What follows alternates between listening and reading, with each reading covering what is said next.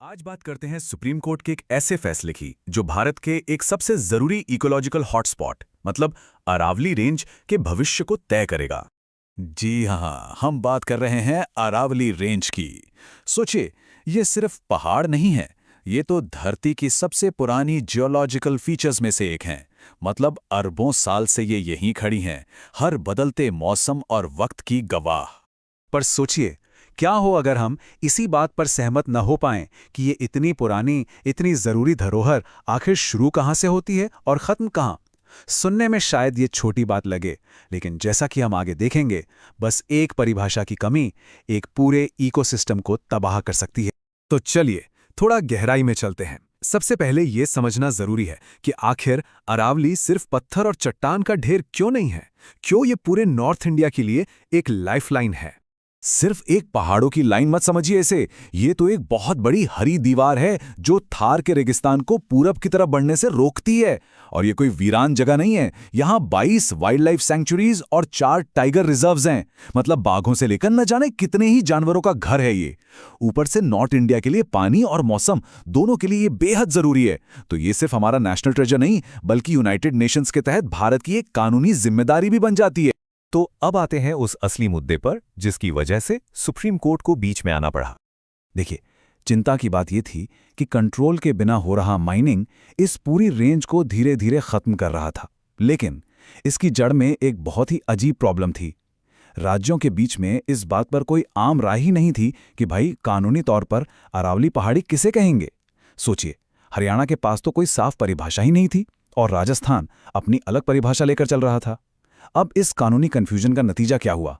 इसने तबाही के लिए सारे दरवाजे खोल दिए और इसे बचाना लगभग नामुमकिन हो गया। तो जब यह मामला सुप्रीम कोर्ट पहुंचा तो कोर्ट ने इस कंफ्यूजन को खत्म करने के लिए कदम उठाए। देखिए हुआ क्या। जनवरी 2024 में कोर्ट से पूछा गया कि भाई तय करो कि अरावली में माइनिंग कहां हो सकती है। मई आते आते इस साफ हो गया कि एक कॉमन रूल बुक तो चाहिए ही होगी। तो कोर्ट ने एक स्पेशल कमेटी बना दी जिसका काम था सभी राज्यों के लिए बस एक परिभाषा तैयार करना। फिर 2025 के आखिर में कमेटी ने अपनी रिपोर्ट दी और यहीं से सुप्रीम कोर्ट के उस ऐतिहासिक फैसले का रास्ता बना। अब यहां से मामला असल में मजेदार होता है। बात उस परिभाषा की जो कमेटी ने दी और जिस पर खूब बहस हुई। तो कमेटी ने एक बहुत ही सीधी सादी परिभाषा सामने रखी।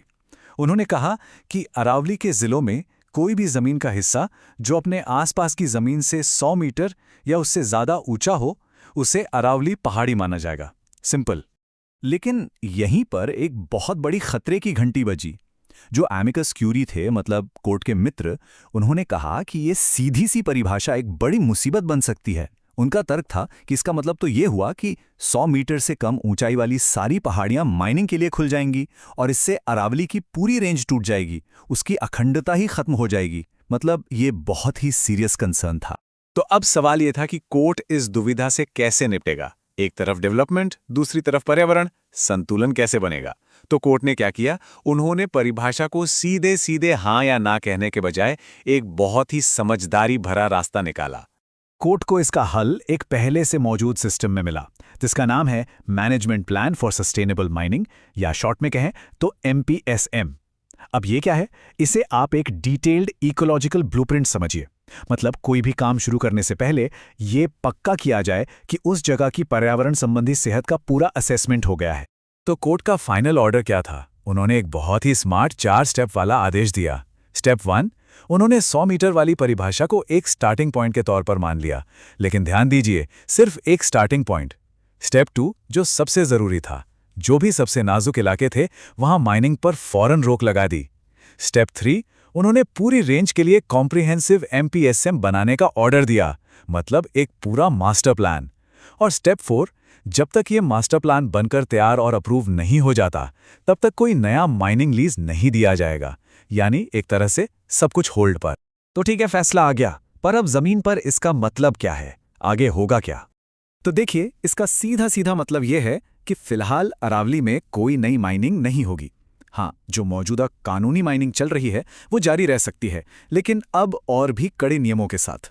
अब होगा ये कि एक डिटेल्ड एनवायरमेंटल स्टडी, यानी वही MPSM, पूरी रेंज का एक साइंटिफिक मैप तैयार करेगी। ये प्लान बताएगा कि कौन से इलाके बचाने हैं, कहाँ सुधार की जरूरत है और कहाँ शायद सस्टेनेबल माइनिंग हो सकती है। मतलब भविष्य में माइनिंग होगी या नहीं, ये सब कुछ इसी मास्टर प्लान पर डिपेंड करेगा।